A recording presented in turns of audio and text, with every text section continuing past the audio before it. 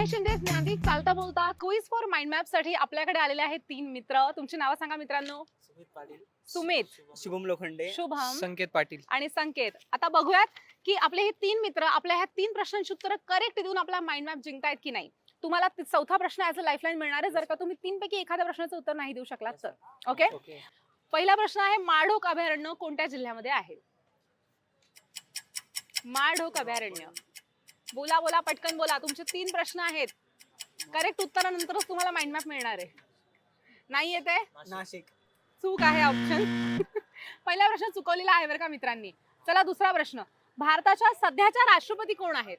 Draupadi Murmu. Very good. चला दुसरा प्रश्न बरोबर आलाय. Going close for the mind map. आता पुढचा प्रश्न आहे, महाराष्ट्राचे मुख्यमंत्री श्री देवेंद्र फडणवीस हे कोणत्या विधानसभा मतदारसंघातून निवडून आलेले आहेत? Very good.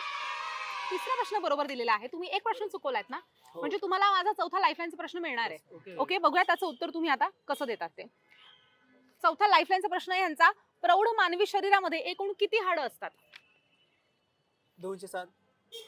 207. एका आकड्याने यांचा एक माइंड मॅप जाणार आहे. 208. गेला माइंड मॅप. 206 उत्तरे करेक्ट. अगदी you are very close. But I guess की उत्तर अगदी कन्फ्युजन वरती दिल्यामुळे तुम्हाला एक माइंड मॅप द्यायला हरकत नाहीये, राईट? एक माइंड मॅप तुम्हाला मिळणार आमच्याकडनं.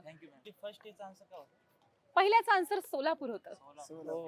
चलो, हे बघा कुठे कुठले अभयारण्य आहेत, कुठं काय आहे, सगळे ह्याच्यात दिलेले आहे. ज्ञानदीपचा माइंड मॅप. मस्त अभ्यास होईल. All the best. थँक्यू. धन्यवाद.